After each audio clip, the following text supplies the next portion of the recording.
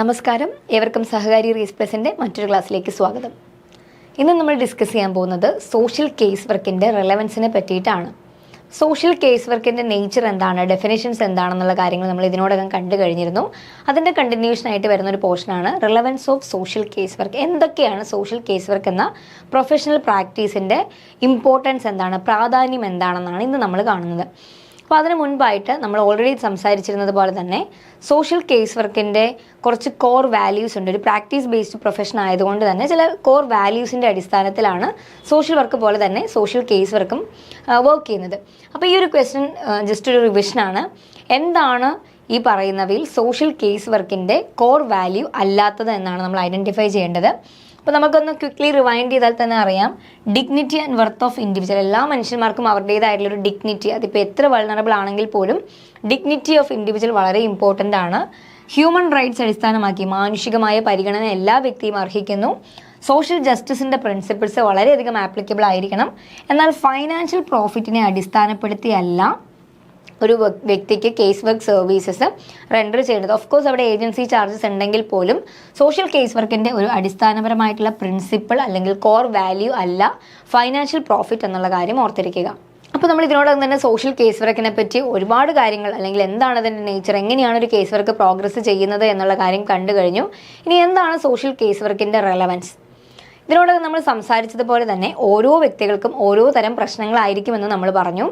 പ്രത്യക്ഷത്തിൽ എല്ലാ വ്യക്തികളും അല്ലെങ്കിൽ പല വ്യക്തികൾ കൊണ്ടുവരുന്ന പ്രശ്നങ്ങൾ സമാനമാണെന്ന് തോന്നുമെങ്കിൽ പോലും ഡീറ്റെയിൽ ആയിട്ട് അവയെ പരിശോധിക്കുമ്പോൾ ഓരോ വ്യക്തികളുടെയും സാഹചര്യങ്ങൾ, ജീവിത സാഹചര്യങ്ങൾ വ്യത്യസ്തമായിരിക്കും, അവരുടെ കഴിവുകൾ വ്യത്യസ്തമായിരിക്കും, അവരെ സഹായിക്കാൻ അവൈലബിൾ ആയിട്ടുള്ള എക്സ്റ്റേണൽ റിസോഴ്സസും വ്യത്യസ്തമായിരിക്കും. അതുകൊണ്ട് തന്നെ ഓരോ വ്യക്തികൾക്കും പേഴ്സണലൈസ്ഡ് ആയിട്ടുള്ള ഹെൽപ്പിംഗ് പ്രോസസ്സ് വളരെ ഇമ്പോർട്ടൻ്റ് ആണ്. എന്താണോ ആ വ്യക്തിയുടെ അവസ്ഥ, എന്താണോ ആ വ്യക്തിയുടെ റിക്വയർമെൻറ്റ്, അതിനടിസ്ഥാനപരമായിട്ടുള്ള അല്ലെങ്കിൽ അതിനെ അടിസ്ഥാനപ്പെടുത്തിയിട്ട് വേണം ഒരു ഹെൽപ്പിംഗ് പ്രോസസ്സ് നമ്മൾ ഡിസൈൻ ചെയ്യാനായിട്ട്. ഇപ്പോൾ 1-to-1 റിലേഷൻഷിപ്പ് ആണെന്ന് പറഞ്ഞു. 1-to-1 റിലേഷൻഷിപ്പിൽ ആരൊക്കെയായിരുന്നു ഉണ്ടായിരുന്നത്? നമ്മൾ പറഞ്ഞതുപോലെ തന്നെ ഒരു എൻഡിൽ കേസ് വർക്കറും മറ്റൊരു എൻഡിൽ റിസീവർ അല്ലെങ്കിൽ ക്ലയൻറ്റ്, പേഷ്യൻ്റ് നമ്മൾ പറയാറില്ല, ക്ലയൻറ്റ് അല്ലെങ്കിൽ നമ്മൾ കേസ് വർക്ക് സർവീസ് പ്രൊവൈഡ് ചെയ്യുന്ന വ്യക്തിയായിരിക്കും മറ്റൊരു എൻഡിൽ ഉണ്ടായിരിക്കും. അപ്പോൾ ഈ രണ്ട് വ്യക്തികളും തമ്മിലാണ് പ്രൈമറിലി ഒരു 1-to-1 റിലേഷൻഷിപ്പ് ഉണ്ടായിരിക്കുന്നത്. എന്നിരുന്നാൽ പോലും കേസ് വർക്ക് ആകുമ്പോൾ നമ്മൾ വ്യക്തിയിൽ നിന്നും അതീതമായിട്ട് അവരുടെ ഫാമിലിയിലേക്കും മറ്റ് കൊളാറ്ററൽസിലേക്കും ഒക്കെ റിലേഷൻഷിപ്പ് പലപ്പോഴും എക്സ്റ്റെൻഡ് ചെയ്യാറുമുണ്ട്. എന്നിരുന്നാലും ആത്യന്തികമായിട്ട് 1-to-1 relationship between client and case worker വളരെ ഇമ്പോർട്ടൻ്റ് ആണ്. എന്തിനു വേണ്ടിയിട്ടാണ് ഇങ്ങനെ 1-to-1 റിലേഷൻഷിപ്പ് കീപ്പ് ചെയ്യുന്നതെന്ന് വെച്ചിട്ടുണ്ടെങ്കിൽ കണ്ടിന്യൂസ് ആയിട്ടുള്ള ഒരു അസസ്മെൻറ്റ്, ഇൻഡിവിജ്വലൈസ്ഡ് അസസ്മെൻറ്റ്, ഓരോ വ്യക്തിയുടെയും പ്രശ്നം ഓരോ സെഷൻ കഴിയുമ്പോഴുമാണ് കൂടുതൽ സങ്കീർണമാകുന്നതും ചിലപ്പോൾ കുറച്ചുകൂടെ ലൈറ്റായി വരികയും ചെയ്യുന്നത്. ഓരോ assessment is N on going process എന്നാണ് പറയുന്നത്. ഓരോ സെഷൻ കഴിയുമ്പോഴും നമ്മൾ കൂടുതൽ ക്ലയൻറ്റിനെ പറ്റി കാര്യങ്ങൾ പഠിക്കും, പ്രശ്നങ്ങളുടെ മൾട്ടി ഡയമെൻഷനാലിറ്റി പഠിക്കും, വിവിധങ്ങളായിട്ടുള്ള കാരണങ്ങൾ പഠിക്കും, അത് വ്യത്യസ്തമാക്കുന്ന സാഹചര്യങ്ങൾ പഠിക്കും, അവർക്ക് അവൈലബിൾ ആയിട്ടുള്ള സർവീസസ് അല്ലെങ്കിൽ സപ്പോർട്ട് സോഴ്സുകൾ പഠിക്കും. അപ്പോൾ ഓരോ വ്യക്തിക്കും ഡിഫറെൻ്റ് ആയിട്ടുള്ള ഇൻഡിവിജ്വലിസ്റ്റിക് ആയിട്ടുള്ള അസസ്മെൻറ്റ് പാറ്റേൺസ് ഉണ്ടായിരിക്കും. സോ ഈ അസസ്മെൻറ്റുകൾ വളരെ ഇമ്പോർട്ടൻ്റ് ആണ്. അത് വ്യക്തിപരമായിട്ടുള്ള അസസ്മെൻറ്റുകളാണ്. ഓരോ വ്യക്തിക്കും ഓരോ അസസ്മെൻറ്റ് വളരെ ഇമ്പോർട്ടൻ്റ് ആണ്. അപ്പോൾ ഈ അസസ്മെൻറ്റിനെ അടിസ്ഥാനപ്പെടുത്തിയാണ് ആ വ്യക്തികളെ നമ്മൾ ട്രീറ്റ് ചെയ്യേണ്ടത് അല്ലെങ്കിൽ ഇൻ്റർവീൻ ചെയ്യേണ്ടത്. അപ്പോൾ ആ അസസ്മെൻറ്റിൽ നിന്ന് പ്ലാൻ ചെയ്ത് വരുന്ന അല്ലെങ്കിൽ അസസ്മെൻറ്റിൻ്റെ അടിസ്ഥാനത്തിൽ ഒരു വ്യക്തിയുടെ ഇഷ്യൂസ് സൈക്കോളജിക്കൽ ആണ് എന്നുണ്ടെങ്കിൽ അതിനനുസൃതമായിട്ടുള്ള ഇൻ്റർവെൻഷൻ ആയിരിക്കണം നമ്മൾ ഡെലിവർ ചെയ്യേണ്ടത്. നേരെ തിരിച്ച് എൻവയോൺമെൻറ്റ് റിലേറ്റഡ് ആയിട്ടുള്ള ഒരു ഇഷ്യൂ ആണെന്നുണ്ടെങ്കിൽ അതിനടിസ്ഥാനപ്പെടുത്തിയുള്ള ഇൻ്റർവെൻഷൻ ആയിരിക്കണം നമ്മൾ ഡിസൈൻ ചെയ്യേണ്ടത് അല്ലെങ്കിൽ കൊളാബറേറ്റ്ലി ഡിസൈഡ് ചെയ്യേണ്ടത്. അപ്പോൾ ഇൻഡിവിജ്വലൈസ്ഡ് ആയിട്ടുള്ള അസസ്മെൻറ്റും അസസ്മെൻറ്റിന് അനുസൃതമായിട്ടുള്ള ഇൻ്റർവെൻഷൻസും പ്രൊവൈഡ് ചെയ്യുക. എന്തിനു വേണ്ടിയിട്ടാണ്? ബിക്കോസ് യുണീക്കാണ്. ഓരോ വ്യക്തിയുടെയും നീഡ്സ് ഡിഫറെൻ്റ് ആണ്, അവരുടെ സ്ട്രെങ്ത് വ്യത്യസ്തമാണ്, സാഹചര്യങ്ങൾ വ്യത്യസ്തമാണ്. അതുപോലെ തന്നെ ഓരോ വ്യക്തി എന്ന നിലയിൽ ആ വ്യക്തികൾ ആസ് സച്ച് അവരുടെ കുടുംബം വ്യത്യസ്തമാണ്, കൾച്ചറൽ ബാക്ക്ഗ്രൗണ്ട് വ്യത്യസ്തമാണ്, ബോൺ ആൻഡ് ബോട്ടപ്പ് വ്യത്യസ്തമാണ്, എല്ലാ കാര്യങ്ങളും വ്യത്യസ്തമാണ്. മേ ബി അവർ പ്രസൻറ്റ് ചെയ്യുന്ന പ്രശ്നം ഏകദേശം ഒരുപോലെ ആണെങ്കിൽ പോലും ഒരേ ട്രീറ്റ്മെൻറ്റ് പ്ലാൻ ഒരുപാട് വ്യക്തികൾക്ക് ആപ്ലിക്കബിൾ അല്ല. അതുകൊണ്ട് തന്നെ ഒരു ഇൻ്റർവെൻഷൻ ഡിസൈൻ ചെയ്യുമ്പോൾ ഈ പറഞ്ഞ കാര്യങ്ങളെല്ലാം അവരുടെ ഫാമിലി ഇമ്പോർട്ടൻ്റ് ആണ്, സാഹചര്യങ്ങൾ ഇമ്പോർട്ടൻ്റ് ആണ്, സ്ട്രെങ്ത്തുകൾ ഇമ്പോർട്ടൻ്റ് ആണ്, നീഡുകൾ ഇമ്പോർട്ടൻ്റ് ആണ്. ഇതെല്ലാം കണക്കിലെടുക്കുക എന്നുള്ളത് വളരെ ഇമ്പോർട്ടൻ്റ് ആണ്. അപ്പോൾ ഇത്രയും കാര്യങ്ങൾ പരിഗണിക്കുന്നത് പോലെ തന്നെ ഒരു വ്യക്തിനെ ഇത്രയും തീവ്രമായിട്ട് അല്ലെങ്കിൽ ഇത്രയും ഡീപ്പായിട്ട് ഡെപ്തിൽ നമ്മൾ പഠിക്കുന്നത് കൊണ്ട് തന്നെ ഓരോ വ്യക്തികൾക്കും വേണ്ടി നമ്മൾ ക്രിയേറ്റ് ചെയ്യുന്ന പ്രോസസ്സ്, ആ ഒരു ഹെൽപ്പിംഗ് പ്രോസസ്സ് വളരെ പേഴ്സണലൈസ്ഡ് ആയിട്ട് കസ്റ്റമൈസ് ചെയ്തതായിരിക്കും. അപ്പോൾ ഇങ്ങനെ ഒരു ഇൻഡിവിജ്വലിസ്റ്റിക് ആയിട്ട് അല്ലെങ്കിൽ വളരെ വ്യക്തിഗതമായിട്ട് ഈ ഒരു സേവനങ്ങളെ അല്ലെങ്കിൽ ഈ ഒരു ഇൻ്റർവെൻഷനെ, ട്രീറ്റ്മെൻറ്റിനെ പ്ലാൻ ചെയ്യുക എന്നുള്ളത് വളരെ ക്രൂഷ്യലാണ്. കാരണം എന്തിനാണ് നമ്മൾ ഇത്രയും കഷ്ടപ്പെട്ട് ഓരോ വ്യക്തികൾക്കും അർഹിക്കുന്ന രീതിയിലുള്ള ട്രീറ്റ്മെൻറ്റ് പ്ലാൻ പ്രൊവൈഡ് ചെയ്യുന്നതെന്ന് ചോദിച്ചിട്ടുണ്ടെങ്കിൽ ഓൾറെഡി അവർ സ്ട്രഗിൾ ചെയ്തുകൊണ്ടിരിക്കുകയാണ്. സ്ട്രഗ്ലിങ് ബിക്കോസ് അവർക്ക് റോൾ റിലേറ്റഡ് പ്രശ്നങ്ങൾ ഉണ്ടായിരിക്കാം, അല്ലെങ്കിൽ അവരുടെ വീട്ടിൽ എന്തെങ്കിലും കുടുംബ പ്രശ്നങ്ങൾ ഉണ്ടായിരിക്കാം, വർക്ക് പ്ലേസ് അവർ ഒരുപാട് സ്ട്രഗിൾ ചെയ്യുന്നുണ്ടായിരിക്കാം, അല്ലെങ്കിൽ കമ്മ്യൂണിറ്റി ലൈഫ് ഇറ്റ്സെൽഫ് ഭയങ്കര സ്ട്രെസ്ഫുൾ ആയിരിക്കാം. അപ്പോൾ ഇത്രയും പ്രശ്നങ്ങളായിട്ട് നമ്മുടെ അടുത്ത് വരുന്ന ഒരാൾക്ക് അത്രയും അപ്രോപ്രിയേറ്റ് ആയിട്ടുള്ള സർവീസസ് കൊടുക്കുക. It should be personalised. എല്ലാവർക്കും കൂടെ ഒരൊറ്റ ട്രീറ്റ്മെൻ്റ് അല്ല, ഓരോ വ്യക്തിയുടെയും നീഡും പ്രശ്നങ്ങളും റിസോഴ്സസും തിരിച്ചറിഞ്ഞ് അവർ അർഹിക്കുകയും ആഗ്രഹിക്കുകയും ചെയ്യുന്ന രീതിയിലുള്ള ട്രീറ്റ്മെൻറ്റ് പ്രൊവൈഡ് ചെയ്യുക എന്നുള്ളത് സോഷ്യൽ കേസ് വർക്കിൻ്റെ ഒരു പ്രധാനപ്പെട്ട മുഖമുദ്രയാണ്, അല്ലെങ്കിൽ പ്രധാനപ്പെട്ട ഒരു ഭാഗമാണെന്നുള്ള കാര്യം ഓർത്തിരിക്കുക. മറ്റൊന്നാണ് ഹോളിസ്റ്റിക് അപ്രോച്ച്. ആ വാക്ക് വളരെ ഇമ്പോർട്ടൻ്റ് ആണ്. ഹോളിസ്റ്റിക് ആയിട്ട് ഒരു ക്ലയൻറ്റിന് നമുക്ക് ഡീൽ ചെയ്യാൻ പറ്റുക. എന്തായിരിക്കും ഹോളിസ്റ്റിക് എന്നുള്ള വാക്ക് സൂചിപ്പിക്കുന്ന പോലെ ഹോൾ പേഴ്സൺ, ഒരു വ്യക്തിയെ മൊത്തത്തിലാണ് നമ്മൾ അഡ്രസ്സ് ചെയ്യുന്നത്, അല്ലെങ്കിൽ മൊത്തത്തിലാണ് നമ്മൾ ട്രീറ്റ് ചെയ്യാനായിട്ട് നോക്കുന്നത്. ഇപ്പം നമ്മളൊരു മെഡിക്കൽ ഡോക്ടറുടെ അടുത്ത് പോയിട്ടുണ്ടെങ്കിൽ, നമ്മൾ കൈവേദനയാണ് കാലുവേദനയാണെന്നൊക്കെ പറഞ്ഞ് പോയിട്ടുണ്ടെങ്കിൽ യൂഷ്വലി ഒരു ഓർത്തോ ചെക്ക് ചെയ്യുന്നത് ഏതാണോ ഒരു ബുദ്ധിമുട്ട് നമ്മൾ അനുഭവപ്പെടുന്നു എന്ന് പറയുന്ന ഭാഗം മോസ്റ്റ് പ്രോബബ്ലി അത് മറ്റൊരിടത്തേക്ക് സ്പ്രെഡ് ചെയ്യാത്തിടത്തോളം കാലം, മറ്റൊരു ഡിസ്ഫങ്ഷൻസ് നമ്മുടെ ശരീരം കാണിക്കാത്തിടത്തോളം കാലം ആ ഓർത്തോ ഏതാണോ നമ്മൾ പറഞ്ഞ പാർട്ട്, ആ ഒരു പാർട്ടിലായിരിക്കും എക്സ്റേ എടുക്കുന്നതും ട്രീറ്റ് ചെയ്യുന്നതും ഇനി ആവശ്യമെങ്കിൽ പ്ലാസ്റ്റർ ഇടുന്നതും ഒക്കെ അല്ലേ. എന്നാൽ ഒരു കേസ് വർക്ക് കോണ്ടെക്സ്റ്റിൽ നമ്മുടെ അടുത്തൊരു ക്ലയൻറ്റ് വന്നിട്ടുണ്ടെങ്കിൽ ക്ലയൻറ്റ് പ്രസൻറ്റ് ചെയ്യുന്നത് ഒരു പക്ഷേ ഒരു ഫാമിലി പ്രോബ്ലം ആയിരിക്കാം. ഞാനും എൻ്റെ പാർട്ട്ണറും തമ്മിലുള്ള ഒരു ഫാമിലി പ്രോബ്ലം ആയിരിക്കാം എൻ്റെ പ്രശ്നം പ്രത്യക്ഷത്തിൽ, അല്ലെങ്കിൽ ക്ലയൻറ്റ് കേസ് വർക്കറുടെ അടുത്ത് കമ്മ്യൂണിക്കേറ്റ് ചെയ്യുന്ന പ്രശ്നം ഒരു പക്ഷേ അതായിരിക്കാം. എന്നാൽ ഒരിക്കലും ഒരു വ്യക്തിയുടെ റിലേഷണൽ ഇഷ്യൂസ് അല്ലെങ്കിൽ റിലേഷൻഷിപ്പ് ഇഷ്യൂസിനെ ജസ്റ്റ് ഒരു വ്യക്തി അല്ലെങ്കിൽ രണ്ട് വ്യക്തികൾ തമ്മിലുള്ള ഇഷ്യൂസ് മാത്രമായിട്ട് നമുക്ക് ഡിസ്കസ് ചെയ്യാൻ പറ്റില്ല. ഒരു കേസ് വർക്കിൻ്റെ സാധ്യതകൾ വെച്ച് നമ്മൾ പരിശോധിക്കുമ്പോൾ ആ വ്യക്തി മറ്റൊരു വ്യക്തിയുമായ ഒരു പ്രശ്നത്തിലാണ്, അല്ലെങ്കിൽ ആ വ്യക്തി സ്വയം ഒരു പ്രശ്നം അനുഭവിക്കുന്നുവെങ്കിൽ ഒരു പക്ഷേ ഒന്നിലധികം കാര്യങ്ങൾ അതിലേക്ക് കോൺട്രിബ്യൂട്ട് ചെയ്യുന്നുണ്ടായിരിക്കാം. അത് ഈ രണ്ട് വ്യക്തികൾ തമ്മിലുള്ള പ്രശ്നങ്ങൾ മാത്രമായിരിക്കണമെന്ന് നിർബന്ധമില്ല. അപ്പോൾ ചിലപ്പോഴെങ്കിലും ഈ പ്രശ്നങ്ങൾ എന്ന് പറയുന്നത് ഈ പറയുന്ന രണ്ട് വ്യക്തികളെക്കാൾ അതീതമായിരിക്കാം. ആ വ്യക്തിയുടെ ഫാമിലിക്ക് അതിൽ ഇൻവോൾവ്മെൻ്റ് ഉണ്ടായിരിക്കാം, വർക്ക് പ്ലേസിന് അതിൽ ഇൻവോൾവ്മെൻ്റ് ഉണ്ടായിരിക്കാം, സുഹൃത്തുക്കൾക്ക് അതിൽ ഇൻവോൾവ്മെൻ്റ് ഉണ്ടായിരിക്കാം. അപ്പോൾ എപ്പോഴും ഒരു വ്യക്തിയെ കേസ് വർക്ക് കോണ്ടെക്സ്റ്റിൽ നമ്മൾ പരിശോധിക്കുമ്പോൾ ഹോളിസ്റ്റിക് ആയിട്ടാണ് നമ്മൾ സമീപിക്കേണ്ടത്. ഹോൾ പേഴ്സണെയാണ് നമ്മൾ ട്രീറ്റ് ചെയ്യുന്നത്. എന്തൊക്കെയാണ്? എൻവയോൺമെൻറ്റ് പരിശോധിക്കണം, പേഴ്സണാലിറ്റി പരിശോധിക്കണം, ഇമോഷണൽ നീഡ്സ് പരിശോധിക്കണം, സോഷ്യൽ റോൾസ് പരിശോധിക്കണം. എന്തുകൊണ്ടൊക്കെ ആയിരിക്കാം ഒരു വ്യക്തി ഡിസ്ട്രസ്ഡ് ആകുന്നത്? അത് ആ വ്യക്തിയുടെ ഒരു പ്രശ്നം കൊണ്ടാണോ, ഒന്നിലധികം പ്രശ്നങ്ങൾ കൊണ്ടാണോ? അങ്ങനെയാണെങ്കിൽ ഏതൊക്കെ ഫാക്ടേഴ്സ് അതിലേക്ക് സ്വാധീനം ചെലുത്തുന്നുണ്ട്? ഇങ്ങനെയുള്ള കാര്യങ്ങളെല്ലാം അറിഞ്ഞിരിക്കേണ്ടത് വളരെ ഇമ്പോർട്ടൻ്റ് ആണ്. അപ്പോൾ ഇതിന് നമ്മളെ സഹായിക്കുന്നത് നമുക്ക് സബ്ജക്റ്റിലുള്ള നോളജും ബിഹേവിയർ സയൻസിലെ തിയറീസിനെ പറ്റിയുള്ള എക്സ്പേർട്ടൈസും മറ്റ് തിയററ്റിക്കൽ സിസ്റ്റത്തിനെ പറ്റിയുള്ള അറിവ്, അതായത് psycho analysis, existentialism, reality therapy, ഇതൊക്കെ കുറച്ചുകൂടി സൈക്കോ തെറാപ്പിക്ക് വേണ്ടിയിട്ടുള്ള ഇൻ്റർവെൻഷൻസ് ആണ്. ബിഹേവിയർ മോഡിഫിക്കേഷൻ്റെ പ്രിൻസിപ്പിൾസ്. അപ്പോൾ ചുരുക്കി പറഞ്ഞാൽ കുറച്ച് സൈക്കോളജിക്കൽ ആയിട്ടുള്ള തിയററ്റിക്കൽ അണ്ടർസ്റ്റാൻഡിങ്ങും പ്രാക്ടീസ് ബേസ്ഡ് ആയിട്ട് ഹ്യൂമൻ ബീയിങ്സുമായിട്ട് ഇൻട്രാക്ട് ചെയ്യാനുള്ള സ്കില്ലും അതിനെപ്പറ്റിയുള്ള തിയററ്റിക്കൽ ആയിട്ടുള്ള ഫ്രെയിം വർക്ക് അണ്ടർസ്റ്റാൻഡിങ്ങും വളരെ ഇമ്പോർട്ടൻ്റ് ആണ്. അപ്പോൾ ഏറ്റവും ചുരുക്കി പറഞ്ഞിട്ടുണ്ടെങ്കിൽ എന്താ പറയുക, ഒരു വ്യക്തിനെ നമ്മുടെ കയ്യിൽ കിട്ടുക അല്ലെങ്കിൽ ഒരു ഇൻ്റർവെൻഷനായി നമ്മുടെ അടുത്ത് വരിക എന്ന് പറഞ്ഞിട്ടുണ്ടെങ്കിൽ അതിൻ്റെ അർത്ഥം ആ വ്യക്തി പ്രസൻറ്റ് ചെയ്യുന്ന പ്രശ്നത്തെ വിവിധങ്ങളായിട്ടുള്ള തലത്തിൽ നിന്ന്, അല്ലെങ്കിൽ ആ ഒരു വ്യക്തിയെ മൊത്തത്തിൽ ഒരു വലിയ സിസ്റ്റമായി കൺസിഡർ ചെയ്ത് ആ വ്യക്തിയുമായി സ്വാധീനം ചെലുത്താൻ സാധ്യതയുള്ള എല്ലാ വ്യക്തികളെയും അല്ലെങ്കിൽ കുടുംബത്തെയും ആ ചുറ്റുപാടിനെയും മൊത്തത്തിൽ പഠിക്കുക, ഹോളിസ്റ്റിക് ആയിട്ട് പഠിക്കുക. ഹോൾ പേഴ്സൺ അപ്രോച്ച് വളരെ ഇമ്പോർട്ടൻ്റ് ആണ്. അത് കേസ് വർക്കിനെ മറ്റ് പല മെത്തേഡ് ഓഫ് ഇൻ്റർവെൻഷൻസിൽ നിന്നും വ്യത്യസ്തമാക്കുന്ന, വളരെ റിലവൻ്റ് ആക്കുന്ന ഒരു കാര്യമാണെന്നതും കൂടെ ഓർത്തിരിക്കുക. മറ്റൊന്നാണ് ഫോക്കസ് ഓൺ പ്രോബ്ലം സോൾവിങ്. എന്തിനായിരിക്കണം നമ്മൾ ഏറ്റവും അധികം ഇമ്പോർട്ടൻസ് കൊടുക്കേണ്ടത്? തീർച്ചയായിട്ടും കേസ് വർക്ക് എന്ന് പറയുമ്പോൾ തന്നെ നമ്മുടെ മനസ്സിലേക്ക് വരുന്നത് എന്താണ്? എന്തോ ഒരു ബുദ്ധിമുട്ടുള്ള അല്ലെങ്കിൽ ഒന്നിലധികം ബുദ്ധിമുട്ടുകൾ അനുഭവിക്കുന്ന ഒരു വ്യക്തി സഹായത്തിനായി ആ ഒരു കാര്യത്തിൽ കൂടുതൽ എക്സ്പേർട്ട് ആയിട്ടുള്ള ഒരു വ്യക്തിയുടെ സഹായം തേടുന്നു. അപ്പോൾ പ്രൈമറിലി ഏതൊരു കേസ് വർക്കിൻ്റെയും ആത്യന്തികമായിട്ടുള്ള ലക്ഷ്യം ഒരു പ്രോബ്ലം സോൾവിങ് ആയിരിക്കാം. പ്രോബ്ലം പല തരത്തിലുണ്ടായിരിക്കാം. എന്ത് തരത്തിലുള്ള പ്രശ്നങ്ങളാണെങ്കിലും അതിനൊരു പരിഹാരം കണ്ടെത്തുക എന്നുള്ളത് വളരെ ഇമ്പോർട്ടൻ്റ് ആണ്. അപ്പോൾ പ്രൈമറി ഗോൾ എന്ന് പറയുന്നത് it is to help client with their immediate problems of living, അതായത് that exceed current coping abilities. വളരെ ഇമ്പോർട്ടൻ്റ് ആയിട്ടുള്ള ഒരു കീ വേർഡാണ് കറണ്ട് കോപ്പിംഗ് എബിലിറ്റീസ്. അതായത് പ്രശ്നങ്ങളില്ലാത്ത വ്യക്തികൾ ഉണ്ടായിരിക്കില്ല എന്ന് കരുതി എല്ലാ വ്യക്തികൾക്കും എല്ലാ പ്രശ്നങ്ങളും സോൾവ് ചെയ്യാൻ കേസ് വർക്ക് ഇൻ്റർവെൻഷൻ്റെ ആവശ്യം ഉണ്ടായിരിക്കണം എന്നില്ല. അപ്പോൾ ഏത് തരം പ്രശ്നങ്ങളാണ് കൂടുതൽ ഒരു കേസ് വർക്ക് പ്രോസസ്സിന് സ്യൂട്ടബിൾ ആയിട്ടുള്ളത്, അല്ലെങ്കിൽ ഒരു കേസ് വർക്ക് ഇൻ്റർവെൻഷൻ ഡിസേർവ് ചെയ്യുന്നതെന്ന് ചോദിച്ചാൽ, നമ്മളുടെ കയ്യിലുള്ള കറണ്ട് കോപ്പിംഗ് എബിലിറ്റീസ് ഒന്നും വെച്ച് സോൾവ് ചെയ്യാൻ പറ്റാത്ത പ്രശ്നങ്ങളുണ്ടെന്ന് വിചാരിക്കുക. ചെറിയ ചെറിയ പ്രശ്നങ്ങളൊക്കെ നിത്യേന ജീവിതത്തിൽ ഇല്ലാത്ത വ്യക്തികളുണ്ടാവില്ല. എല്ലാ പ്രശ്നങ്ങൾക്കും നമുക്ക് കേസ് വർക്കറുടെ അടുത്ത് പോകാനുള്ള സമയവും സാഹചര്യവും സാമ്പത്തിക ശേഷിയും ഒന്നും ഉണ്ടാവണമെന്നില്ല, അതിൻ്റെ ആവശ്യവുമില്ല.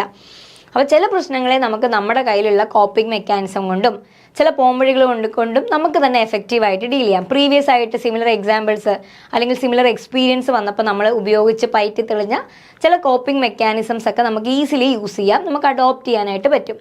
എന്നാൽ ചില സാഹചര്യങ്ങളിൽ നമ്മുടെ കയ്യിലുള്ള എല്ലാ കോപ്പിംഗ് എബിലിറ്റീസും ഉപയോഗിച്ചിട്ടും നമുക്കൊരു സൊല്യൂഷൻ കണ്ടെത്താൻ പറ്റുന്നില്ല, നമ്മുടെ സിറ്റുവേഷൻ ലെസ് പ്രോബ്ലമാറ്റിക് ആകുന്നില്ല, നമുക്കൊരു സപ്പോർട്ട് കൂടിയേ തീരൂ എന്നുള്ള അവസ്ഥയിൽ ഡെഫിനറ്റ്ലി നമ്മളൊരു എക്സ്റ്റേണൽ ഹെൽപ്പ് അല്ലെങ്കിൽ കേസ് വർക്ക് പോലെയുള്ള പ്രൊഫഷണൽ സർവീസസ് സീക്ക് ചെയ്യണം. അപ്പോൾ അൾട്ടിമേറ്റ്ലി ഇതിൻ്റെ ഒരു ഒബ്ജക്റ്റീവ് അല്ലെങ്കിൽ റെലവൻസ് പ്രോബ്ലം സോൾവ് ചെയ്യാൻ ഒരു വ്യക്തിയെ സഹായിക്കുക എന്നുള്ളത് വളരെ ഇമ്പോർട്ടൻ്റ് ആണ്. നമ്മൾ ഓൾറെഡി ഡിസ്കസ് ചെയ്ത പോലെ അതിന് ഇൻറ്റേർണൽ റിസോഴ്സസും എക്സ്റ്റേണൽ റിസോഴ്സസും മറ്റ് ഈഗോ ഫങ്ഷൻസ്, ഈഗോയ്ക്ക് ഒരുപാട് ഫങ്ഷൻസ് ഉണ്ട്, ഓട്ടോണോമസ് ഫങ്ഷൻസ് ഉണ്ട്, മറ്റത് അല്ലാതെ ഇൻവോളണ്ടറി ഫങ്ഷൻസ് ഉണ്ട്. അപ്പം ഈഗോയുടെ തന്നെ പല ജഡ്ജ്മെൻറ്റ് റിലേറ്റഡ് ആയിട്ടുള്ള റീസണിങ് റിലേറ്റഡുമായിട്ടുള്ള പല ഫങ്ഷൻസിനെയും സ്ട്രെങ്തൻ ചെയ്തുകൊണ്ടും സെൽഫ് റിലയൻസ്, ഒരു സ്വയം ആശ്രയത്വം കൂട്ടിക്കൊണ്ടും ഈ ഒരു മൊത്തത്തിൽ ഒരു വ്യക്തിയുടെ വെൽ ബീയിങ്ങിനെ പ്രൊമോട്ട് ചെയ്യുക എന്നുള്ളത് കേസ് വർക്കിൻ്റെ മറ്റൊരു പ്രധാനപ്പെട്ട മുഖമുദ്രയാണെന്ന് ഓർത്തിരിക്കുക. മറ്റൊന്നാണ് സപ്പോർട്ടീവ് ആൻഡ് എനേബിളിംഗ് ടെക്നിക്സ്. എന്താണ്? രണ്ട് വാക്കും വളരെ ഇമ്പോർട്ടൻ്റ് ആണ്. സപ്പോർട്ടീവ് ആയിരിക്കുക, ഓൾസോ എനേബിളിംഗ് ആയിരിക്കും. ഇത് രണ്ടും തമ്മിൽ എന്തെങ്കിലും വ്യത്യാസമുണ്ടോ? സപ്പോർട്ട് ചെയ്യുകയും എനേബിൾ ചെയ്യുകയും ചെയ്യുന്നത് രണ്ട് കാര്യമാണോ? അപ്പോൾ സപ്പോർട്ട് ചെയ്യുന്നത് എങ്ങനെയാണ്? നമുക്ക് എങ്ങനെ ഒരു വ്യക്തിയെ സപ്പോർട്ട് ചെയ്യാൻ പറ്റും? വളരെ ഇമ്പോർട്ടൻ്റ് ആയിട്ടുള്ള ഒരു കാര്യമാണ്. അതായത് നമുക്ക് പല രീതിയിൽ ആളുകളുടെ അടുത്ത് നമ്മൾ അവരെ സപ്പോർട്ട് ചെയ്യുകയാണെന്ന് ഫീൽ ചെയ്യിക്കാം, അല്ലെങ്കിൽ സപ്പോർട്ട് ചെയ്യുന്ന രീതിയിൽ അവർക്ക് വേണ്ടുന്ന സർവീസസ് പ്രൊവൈഡ് ചെയ്യാം. അപ്പോൾ അതിനുതകുന്ന കുറച്ച് സപ്പോർട്ടീവ് ടെക്നിക്സ് ആണ് അക്സെപ്റ്റൻസ്. വളരെ ഇമ്പോർട്ടൻ്റ് ആണ്. അക്സെപ്റ്റ് ചെയ്യുക, അത് നമ്മൾ പ്രിൻസിപ്പിൾസ് പഠിക്കുമ്പോൾ വീണ്ടും റിപ്പീറ്റ് ചെയ്യും. ഒരു വ്യക്തി എന്ത് തരത്തിലുള്ള ആളായാലും, എന്ത് വലിയ വൾണറബിൾ സിറ്റുവേഷനിലൂടെ പോകുന്നതായാലും, ഏത് സോഷ്യോ എക്കണോമിക് ബാക്ക്ഗ്രൗണ്ട് ഉള്ള ആളാണെങ്കിലും ആ ആളുടെ നിലവിലത്തെ കണ്ടീഷൻസ് പ്രകാരം അക്സെപ്റ്റ് ചെയ്യാൻ പറ്റുക.